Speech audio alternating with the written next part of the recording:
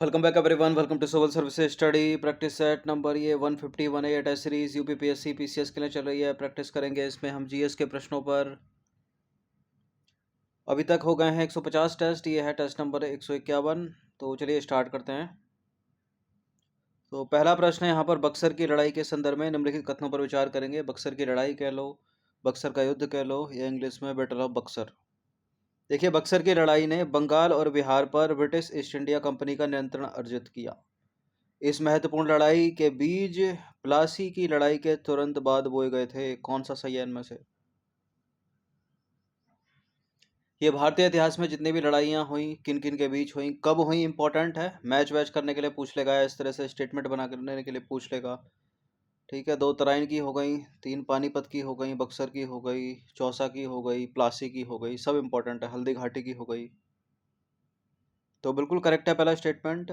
Battle of Buxar यानी बक्सर की लड़ाई ने बंगाल और बिहार पर ब्रिटिश ईस्ट इंडिया कंपनी का नियंत्रण अर्जित किया। ठीक है, और इस महत्वपूर्ण लड़ाई के जो बीज हैं वो प्लासी की लड़ाई के तुरंत बाद बोए गए थे। तो दूसरा वाला भी सही है, पहला भी सही है, दोनों के दोनों करेक्ट हैं। सी है इसका आंसर। प्लासी का युद्ध कब हुआ था? 1757 में। और बक्सर 1764। देखिए, बक्सर की लड़ाई ने बंगाल और बिहार पर ब्रिटिश ईस्ट इंडिया कंपनी का नियंत्रण अर्जित किया। इस महत्वपूर्ण लड़ाई के बीज प्लासी की लड़ाई के तुरंत बाद बोए गए थे। और बक्सर का युद्ध या battle of Buxar Hector Munro के नेतृत्व वाली ब्रिटिश ईस्ट इंडिया कंपनी की सेना। ठीक है, तो एक तरफ तो हो गए अंग्रेज, अंग्रेजों का नेतृत्व कौन कर रहा है? हेक्टर मुनरो कर रहा है। और दूसरी पार्टी कौन सी है? शाह आलम द्वितीय, जो कि मुगल सम्राट है। शुजाउद्दौला, जो कि अवध का नवाब है। और एक और है मीर कासिम, जो कि बंगाल का नवाब है। तो ये तीनों एक तरफ थे और अंग्रेज एक तरफ थे। ठीक है, इनकी संयुक्त सेना के बीच लड़ा गया ये। 1765 में कंपनी की जीत और शाह आलम द्वितीय के आत्मसमर्पण के साथ लड़ाई समाप्त हो गई है। ठीक है, जो शुरू हुई थी 1764 में। लड़ाई के बाद कंपनी का प्रतिनिधित्व करने वाले रॉबर्ट क्लाइव ने, जो कि एक अंग्रेज गवर्नर था, उसने शुजाउद्दौला और शाह आलम द्वितीय के साथ इलाहाबाद की संधि पर हस्ताक्षर किए।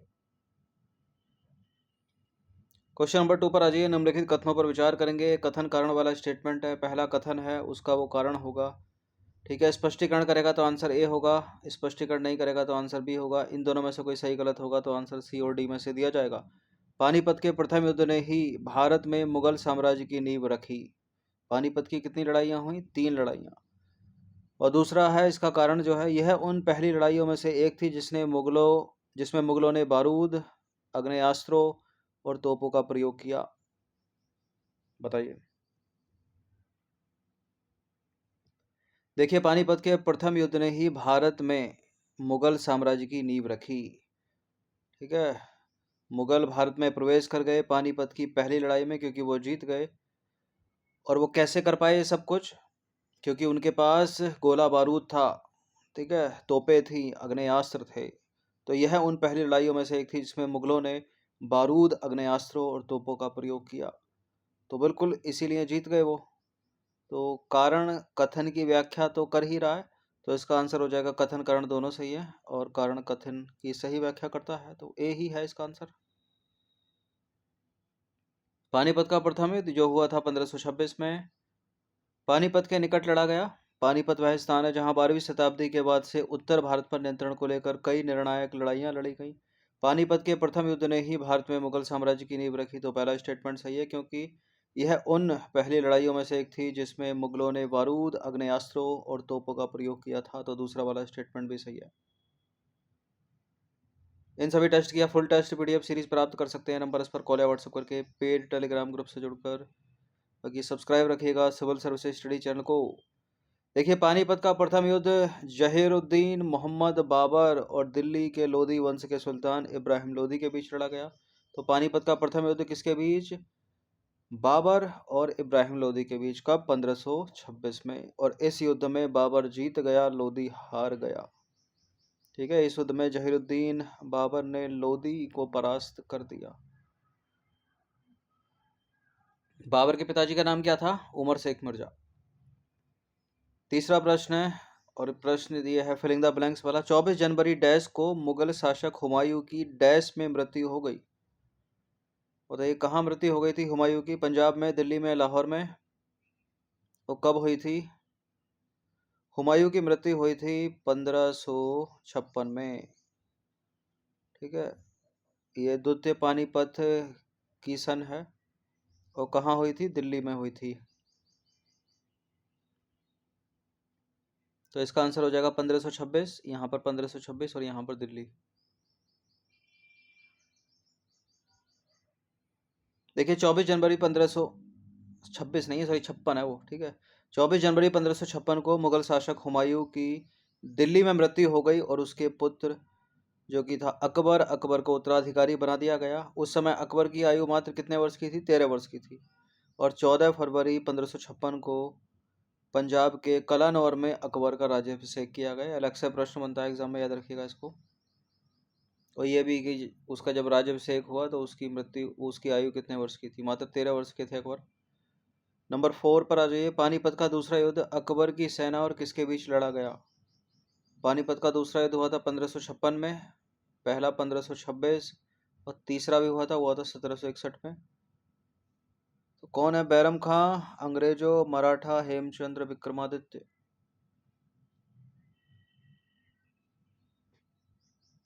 देखिए हेमचंद्र विक्रमादित्य, ठीक है, उर्फ हेमू। तो दोनों को याद रखिएगा, ए है इसका आंसर।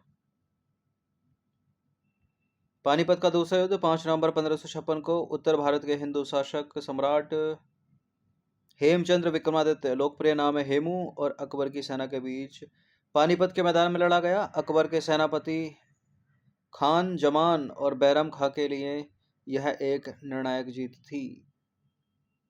यानी इस युद्ध में जीते कौन? मुगल। इस युद्ध के फलस्वरूप दिल्ली का वर्चस्व के लिए मुगलों और अफगानों के बीच चले संघर्ष में अंतिम निर्णय मुगलों के पक्ष में हो गया और अगले 300 वर्ष तक सत्ता मुगलों के पास रही। फिर तीसरा युद्ध होता है 1761 में।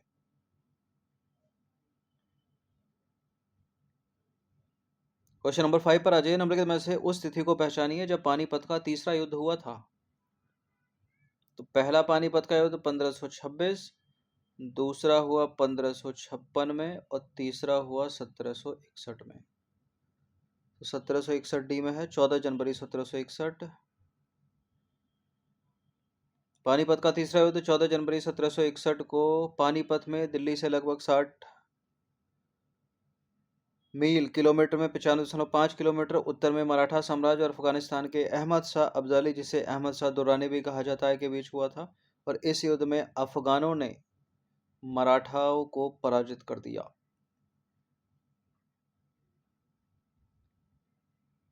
क्वेश्चन नंबर 6 पर अजय, निम्नलिखित में से कौन सा उष्णकटिबंधीय घास का मैदान नहीं है? घास के मैदान कितने प्रकार के? 2 प्रकार के, उष्णकटिबंधीय और समशीतोष्ण।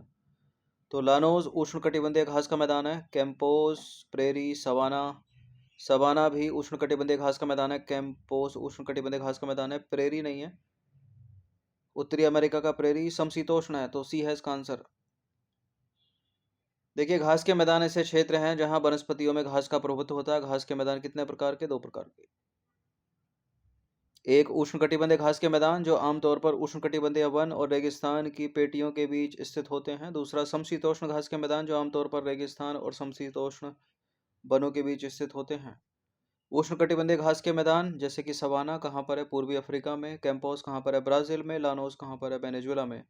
समशीतोष्ण घास के मैदानों की बात करें, सब पूछे जाते हैं एग्जाम्स में, इंपॉर्टेंट है। पैम्पास हो गया, अर्जेंटीना में है। प्रेरी हो गया अमेरिका में। अमेरिका भी कौन सा अमेरिका? उत्तरी अमेरिका। और बेल्ट हो गया अफ्रीका में, बहुत पूछा गया। डाउन कहाँ पर? ऑस्ट्रेलिया में। स्टेपी 2 में है, एशिया में भी है और यूरोप में भी है। ठीक है, और एशिया में किस में है? उत्तरी अमेरिका में, सॉरी एशिया में है, उत्तरी एशिया में, और यूरोप में तो है ही है। तो कहीं कहीं बुक्स में इनको यूरेशिया भी लिखा रहता है स्टेपी के आगे। यूरेशिया मतलब यूरोप और एशिया दोनों।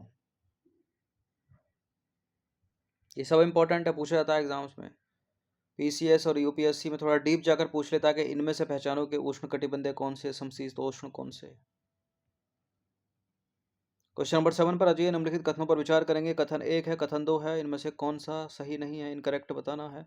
चक्रवात यानी साइक्लोन एक प्राकृतिक घटना है जो उच्च दबाव वाले क्षेत्र में घटित होती है। चक्रवात दक्षिणावर्त दिशा में चलते हैं, जहां चक्रवात का जो मध्य भाग है वो अधिक दबाव का क्षेत्र बन जाता है। कौन सा इसमें गलत है बताना है। ये बड़ा इंपॉर्टेंट है। चक्रवात और इसके विपरीत होता है प्रति चक्रवात, दोनों को याद रखिएगा, दोनों इंपॉर्टेंट है। तो चक्रवात एक प्राकृतिक घटना है, ठीक है इतना, जो निम्न दबाव वाले क्षेत्रों में घटित होती है। तो उच्च दबाव की वजह से गलत होगा। ये प्रति चक्रवात के लिए सही हो जाएगा, लेकिन चक्रवात के लिए गलत। चक्रवात दक्षिणावर्त दिशा में नहीं चलते, वामावर्त चलते हैं। प्रति चक्रवात जो है वो दक्षिणावर्त चलते हैं। चक्रवात का जो मध्य भाग है वो निम्न या कम दबाव का क्षेत्र बन जाता है मध्य भाग में इसके।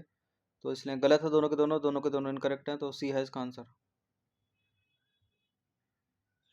देखिए चक्रवात यानी साइक्लोन, तो चक्रवात एक प्राकृतिक घटना है जो कम दबाव वाले क्षेत्र में घटित होती है, और चक्रवात वामावर्त दिशा में चलते हैं, जहां चक्रवात का मध्य भाग कम दबाव का क्षेत्र बन जाता है। उष्णकटिबंधीय चक्रवात केवल भूमध्य रेखा के पास गर्म महासागर के ऊपर बनते हैं। जब समुद्र के ऊपर नम गर्म हवा सतह के पास से ऊपर की ओर उठती है और चक्रवात बनता है। तो पहला और दूसरा दोनों के दोनों गलत हैं। इसके विपरीत होता है प्रति चक्रवात, इंग्लिश में एंटी साइक्लोन। तो प्रति चक्रवात या एंटी साइक्लोन चक्रवातों के विपरीत होते हैं। ये उच्च वायुमंडलीय दबाव वाले क्षेत्र में बनते हैं। जब ये चलते हैं तो इसमें धसी हुई हवा शामिल होती है, परिणाम स्वरूप मौसम साफ रहता है। प्रति चक्रवात विभिन्न वायु घटकों से बने होते हैं, लेकिन वायु राशियां साफ, शुष्क और शांत होती हैं।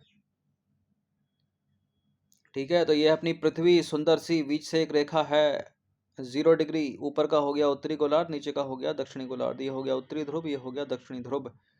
तो जो चक्रवात है वो यहाँ भी उत्तरी गोलार्ध में भी आता है, जो चक्रवात है वो दक्षिणी गोलार्ध में भी आता है। जो इसके विपरीत प्रति चक्रवात है वो भी उत्तरी गोलार्ध में आता है, और जो प्रति चक्रवात है वो भी दक्षिणी गोलार्ध में आता है।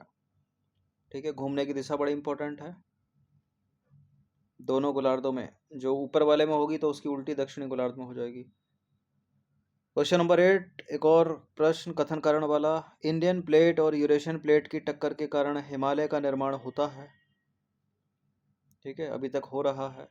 हिमालय का विस्तार भारत के 7 राज्यों में है।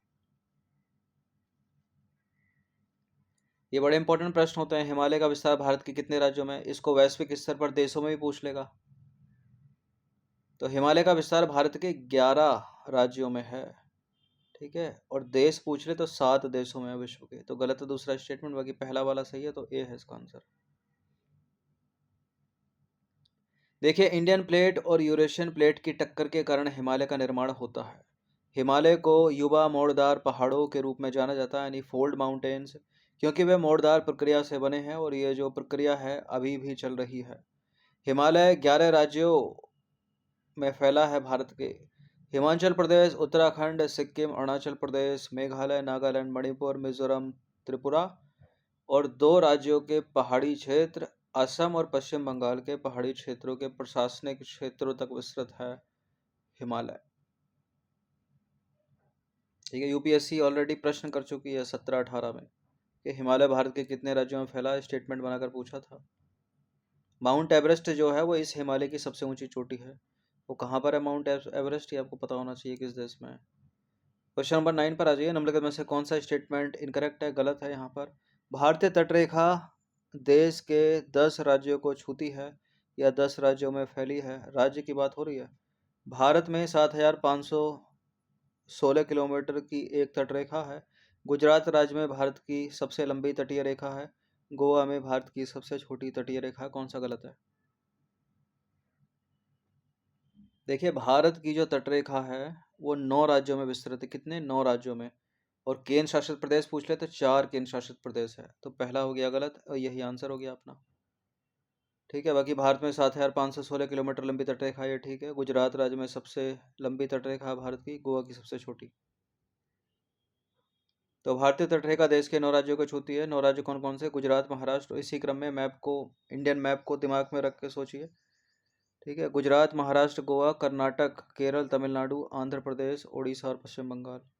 4 तटीय केंद्र शासित प्रदेश हैं। दमन द्वीप है, क्योंकि 2020 में दमन द्वीप और दादर नगर हवेली को एक ही कर दिया गया, तो दोनों एक साथ लिखा जाएगा। एक ये हो गया, दूसरा पुडुचेरी हो गया, तीसरा अंडमान निकोबार द्वीप समूह हो गया, और चौथा हो गया लक्षद्वीप समूह। देखिए भारत में 7,516 किलोमीटर की तटरेखा है। इसमें जो मुख्य भूमि की तटरेखा वो है 6,100 किलोमीटर। मुख्य भूमि में ये 9 राज्य आ गए और ये दमन द्वीप और पुडुचेरी आ गया। बाकी जो भारतीय द्वीप हैं वो है 1,197 किलोमीटर, जिसमें अंडमान निकोबार द्वीप समूह आएगा, लक्षद्वीप समूह आएगा। गुजरात राज्य में भारत की सबसे लंबी तटरेखा है, कितनी है? 1,600 किलोमीटर से अधिक लंबी। और गोवा में सबसे छोटी तटरेखा है, जो कितनी है? 101 किलोमीटर लगभग। इंपॉर्टेंट प्रश्न निम्नलिखित में से हिमालय किस प्रकार का पर्वत है? भ्रंश पर्वत, वलित पर्वत, ज्वालामुखी पर्वत या अवशिष्ट पर्वत? बताइए। यह है वलित पर्वत, ऑप्शन नंबर सी है इसका आंसर। वलित या मुर्दार पर्वत या फोल्ड माउंटेन अंग्रेजी में। तो हिमालय पर्वत श्रृंखला मूल रूप से वलित पर्वत है। हिमालय पर्वत 7 देशों की सीमाओं में फैला है। पाकिस्तान, अफगानिस्तान, भारत, नेपाल, भूटान, चीन और म्यांमार। ठीक है, चीन यानी तिब्बत।